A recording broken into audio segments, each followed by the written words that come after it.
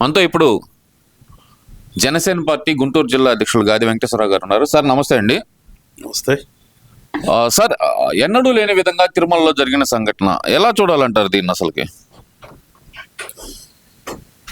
చాలా దురదృష్టకరమైనటువంటి సంఘటన. ముందుగా జనసేన పార్టీ తరఫున ఎవరైతే చనిపోయారో వాళ్ళ కుటుంబాలకు అందరికి కూడా సానుభూతి తెలియజేస్తూ వాళ్ళ ఆత్మకు శాంతి కలగాలని కోరుకుంటూ క్లియర్గా చెప్పారు పవన్ కళ్యాణ్ గారు, సమన్వయ లోపం. ఈ అధికారుల్లో ఒక నిర్లిప్తత అనేది చూస్తూ ఉన్నాం గత కొంతకాలం నుంచి. మేము కోరుకున్నది అదే, వ్యవస్థలు సక్రమంగా ఉండాలి, రాజకీయం అనేది వేరు, పర్మనెంట్గా ఉద్యోగం చేసేటటువంటి ఉద్యోగులు విధులు వేరు. ఈ 5 సంవత్సరాలకు వచ్చి వెళ్ళిపోయే వాళ్ళ అధికారాన్ని మీరు ఆ అధికారానికి దాసోహమయ్యి, దానికి తోడు వాళ్ళకి దాసోహం అయితే అవినీతి చేయొచ్చు, అవినీతి ద్వారా డబ్బు సంపాదించుకునే ఒక దురాశతో వ్యవస్థలన్నిటి కూడా నాశనం అయిపోయాయి. దానికి పర్యవసానమే నిన్న తిరుమలలో జరిగినటువంటి ఆ తొక్కిసలాట కానీ, ఆ తొక్కిసలాటలో వాళ్ళు చనిపోవడానికి కారణం తీసినటువంటి ఘటన కానీ. అందుకని ఇప్పటికైనా మేము కోరుకుంటున్నాం, జనసేన పార్టీ నుంచి మేము పదే రిక్వెస్ట్ చేస్తున్నాం, మారండి. మీరు ప్రభుత్వ ఉద్యోగం అనేది, మీకు ఉద్యోగం ఇచ్చింది అనేది ఒక బాధ్యత. అదేదో మీరు దైవాంశ సంభూతులు కాదు. మీరు ప్రజలు కట్టినటువంటి ట్యాక్సుల రూపంలో వచ్చేటటువంటి సొమ్ముని మీకు జీతంగా తీసుకుని మీ భార్య పిల్లలను పోషించుకుంటున్నారు. మీరు అంటే మీరు జనం సొమ్ము మీద ఆధారపడి బతుకుతున్నారు. మీరు దానికి రియాక్ట్ అయ్యి మీరు దానికి ఏమంటాం, దానికి ఒక బాధ్యతగా మీరు వాళ్ళకి సేవ చేయాలి తప్పితే అదంతా వదిలిపెట్టేసేసి మన ఉద్యోగం ఎవరు చేస్తారు, రిటైర్ అయ్యే వర్క్ అందులో ఇప్పుడు 4 సంవత్సరాలు పెంచి మరీ 62 సంవత్సరాలు చేశారు కాబట్టి ఇష్టానుసారం చేద్దామంటే ఇలాంటి పరిణామాలు జరుగుతాయి.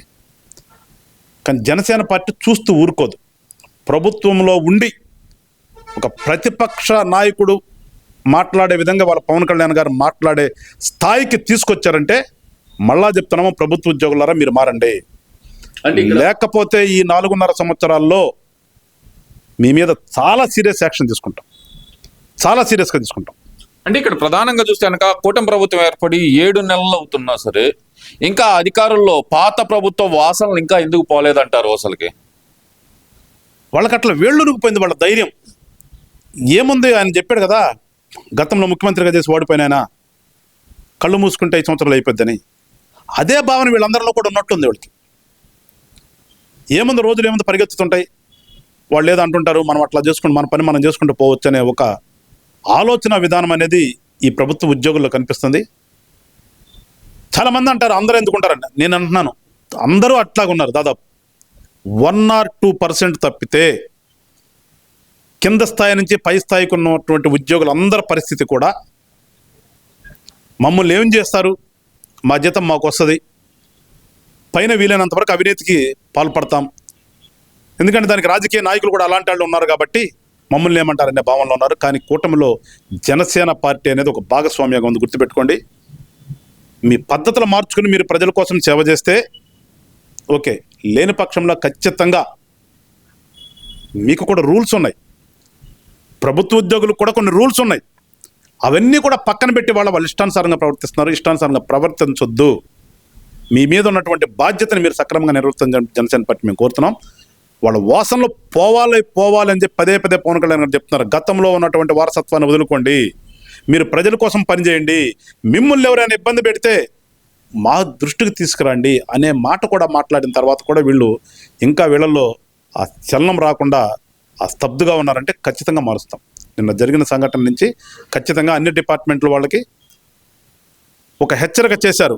24 గంటల లోపే అక్కడ ఉన్నటువంటి అధికారులు ఎవరైతే నిర్లక్ష్యంగా ఉన్నారో వాళ్ళందరినీ సస్పెండ్ చేయటం కానీ, ట్రాన్స్ఫర్ చేయటం కానీ, అది చాలు. ఉద్యోగుడు అనేవాడికి ఒకసారి చేస్తుంటే అతనికి తెలియకుండా ట్రాన్స్ఫర్ చేశారంటేనే చాలా అవమానకరంగా ఫీల్ అవ్వాలి. అంటే ఇక్కడ నిన్న బొమ్మన కరుణాకర్ రెడ్డి మాట్లాడుతూ అక్కడ జరిగిన తప్పిదానికి అంటే ఈఓని బాధ్యులు చేయకుండా ఒక డిఎస్పీని బాధ్యుడిని చేశారు, ఒక బకరాని చేశారని చెప్పి బొమ్మన కరుణాకర్ రెడ్డి మాట్లాడుతున్నారు. అలాగే రోజా వచ్చేమో అసలు అధికారులందరినీ సస్పెండ్ చేసేయాలి, ముందులో ప్రభుత్వం చంద్రబాబు నాయుడు గారే రాజీనామా చేయాలి, పవన్ కళ్యాణ్ గారు ఎలాంటి ప్రాజెక్టు అధ్యక్ష చేస్తారు అని చెప్పి ఆమె మాట్లాడుతున్నారు. అసలు ఎలా చూడాలంటారు ఈ సంఘటన మొత్తాన్ని? అసలు ఇప్పుడు మేమేదో ఆ రోజా మాటలకి భూమన కరుణాకర్ రెడ్డి గారి మాటలకి స్పందించాల్సిన అవసరం లేదు కానీ వాళ్ళు ఎప్పుడు కూడా ఒక బాధ్యతగా ఈ రాష్ట్రంలో ఏ పని చేయాల. వాళ్ళు అధికారంలో ఉన్నప్పుడు చేయలేదు, ఇప్పుడు అధికారం పోయి ప్రతిపక్షం కూడా లేకుండా ప్రతిపక్ష పాత్ర కావాలని కోరుకుంటూ ఇప్పుడు కూడా వాళ్ళు చేయలేరు. వాళ్ళు చేస్తేనే నా జగన్మోహన్ రెడ్డి అనే వ్యక్తి అట్లా ఎందుకు చేస్తాడు? 5 సంవత్సరాల కాలంలో ఇలాంటి సంఘటనలు జరిగినప్పుడు ముఖ్యమంత్రికి ఎప్పుడైనా ఎక్కడికైనా పోయాడా? ఎడన్నా స్పందించాడా? ఏమన్నా ఇయ్యాల తగుదనమ్మా అంటూ దేనికోసం పోయాడు? దీనికి ఇలా పోయినాడు ఎట్లా పోవాలి?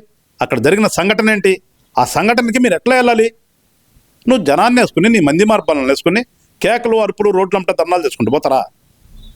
నేర్చుకోవాలి. పవన్ కళ్యాణ్ గారిని చూసి నేర్చుకోవాలి. అక్కడ వచ్చి కొంతమంది కార్యకర్తలు ఉత్సాహంగా పవన్ కళ్యాణ్ గారి జయ అని చెప్పి జిందాబాదులు కొడుతుంటే తక్షణమే వాళ్ళని నిలువరించి పోలీసు వాళ్ళు చెప్పాడు, మా కార్యకర్తలు ఎవరున్నా కానీ బయట తీసుకెళ్ళిపోండి. ఇది టైం ఏంటి?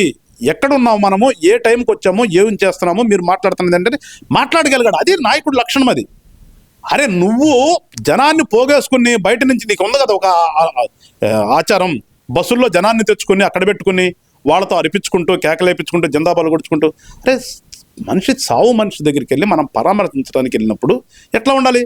గతంలో కూడా చాలా వీడియోలు చూసాం. సావుకైనా నవ్వుతుంటాడు, పుట్టినరోజుకైనా నవ్వుతుంటాడు, అవన్నీ చూసాం కదా. ఏదో మేము వాళ్ళ క్రిటిసైజ్ చేయడం కూడా అనవసరం. క్రిటిసైజ్ చేసేంత క్యారెక్టర్ కూడా కాదు అవి. వాళ్ళ గురించి కాదు. మేము జనసేన పార్టీ స్థాపించిన దగ్గర నుంచి మేము ఒక నినాదం ఉంది మాది, రాజకీయాల్లో మార్పు తీసుకురావాలి, వ్యవస్థలు పాడైపోయి వ్యవస్థను మార్చాలి అని ఒక నినాదంతో వచ్చాం. కాబట్టి మా పని వాళ్ళు అట్లాగా ఉంటుంది. రాజకీయాల్లో మార్పు తీసుకొస్తాం, వ్యవస్థలో మారుస్తాం. ఖచ్చితంగా 4 ఏళ్ళ జరిగి తీరుతుంది. ఆ దిశగా పవన్ కళ్యాణ్ గారు అడుగులు వేస్తున్నారు. దాన్ని స్వాగతించాలి అందరూ కూడా. దాన్ని స్వాగతించకుండా ఏయో పిచ్చి మాటలు మాట్లాడితే కుదరదు. ఒక సిస్టమ్ ఉంది. ఆ సిస్టంలో ఒక అధికారి, పై అధికారి, కింద అధికారి ఇట్లా ఉంటుంది. ఇక్కడ గ్రౌండ్లో ఎవరు ఉన్నారు, గ్రౌండ్లో ఫస్ట్ ఎవరు ఉన్నారు, గ్రౌండ్లో ఉన్న వాళ్ళ తప్పిదం ఏముందనేది అక్కడి నుంచి మొదలవుతుంది. సో అదేవిధంగా నిన్న గ్రౌండ్ రియాలిటీలో ఎవరు ఉన్నారో ఆ గ్రౌండ్లో ఉన్న వాళ్ళు సక్రమంగా చేయలేదు కాబట్టి వాళ్ళని వెంటనే సస్పెండ్ చేశారు. పై అధికారం దాకా మాట్లాడాడు పవన్ కళ్యాణ్ గారు. అంత ధైర్యంగా మాట్లాడారు ఎవరైనా వెళ్ళే అంతా? ఇప్పుడన్నా మాట్లాడిన సందర్భం ఉందా? ఇవాళ ప్రభుత్వం ఉండి కూడా వాళ్ళు ఖచ్చితంగా కొంచెం మాట్లాడాడు అక్కడ.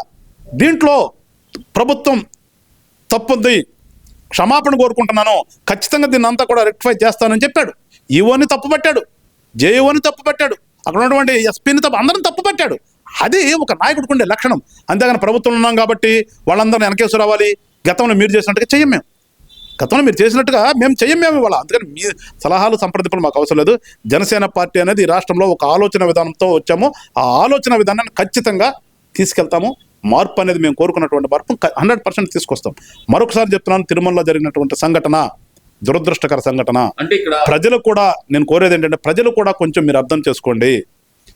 ప్రతిదానికి కూడా మనం అక్కడ ఉన్నటువంటి పరిస్థితుల్ని అర్థం చేసుకోకుండా పరిగెత్తి ప్రాణాల మీదకి తెచ్చుకోవద్దు. ఇవాళ కాకపోతే రేపు వెళ్తాం. దేవుడు గత కొన్ని దశాబ్దాల నుంచి ఉన్నటువంటి తిరుమల తిరుపతి దేవస్థానం ఉంటుంది. ఏదో ఆ పుణ్యదినం అని చెప్పేసి ఆ పుణ్యదినం రోజు వెళ్తేనే మనకు మంచి జరుగుతుందని కొంతమందికి మరీ భక్తి ఎక్కువ ఉన్న వాళ్ళకి ఉంటుంది, తప్పు పట్టట్లేదు. కానీ మీ ప్రాణాల మీద తెచ్చుకునే భక్తి ఎప్పుడు కూడా దేవుడు కూడా కోరుకోవాలా. ప్రాణాల మీద తెచ్చుకునే భక్తి కోరుకోవట్లా. దేవుడిని దండం పెట్టుకుందాం, ఖచ్చితంగా కొలుద్దాం. కానీ కొన్ని సందర్భాల్లో ఈ దేవాలయాల్లో జరిగేటటువంటి ఉత్సవాలప్పుడు కొంచెం బాధ్యత మీరు కూడా. ఇంతసేపు మనం అధికారుల్ని ఆ ఏర్పాటు చేయలేదు, ఈ ఏర్పాటు చేయలేదు అనే దానికంటే కూడా వాళ్ళు మనుషులే, మనము మనుషులమే.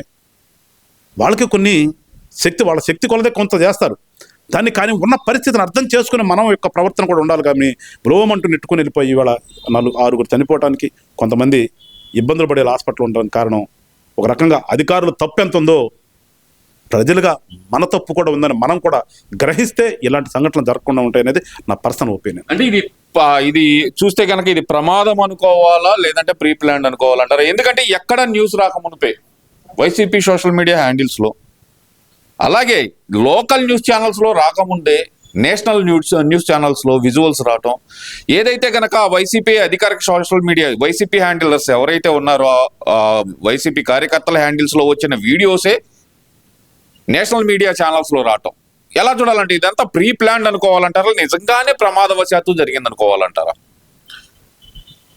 మేముగా అయితే ఇప్పుడు కూడా ఒకళ్ళని నిందించాలనే పనిలో లేము.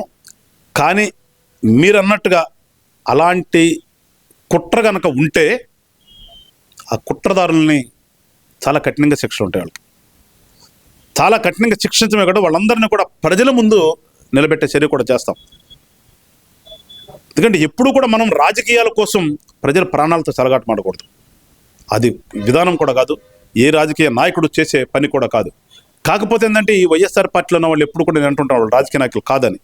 మేబీ అలాంటి కుట్ర కనుక ఉంటే ఖచ్చితంగా దాని మీద ఎంక్వైరీ చేస్తున్నారు. ఆ ఎంక్వైరీలో కనుక అలాంటి తప్పులు కనుక జరిగితే వాడు ఎంత పెద్దవాడైనా సరే ఉపేక్షించలేదు. వాడిని ఏ రకంగా ప్రభుత్వ చట్ట ప్రకారంగా శిక్ష పడాలో ఆ రకంగా చట్టం ముందు ఒక దోషిగా నిలబెట్టి అతను శిక్ష పడే విధంగా చేస్తాం.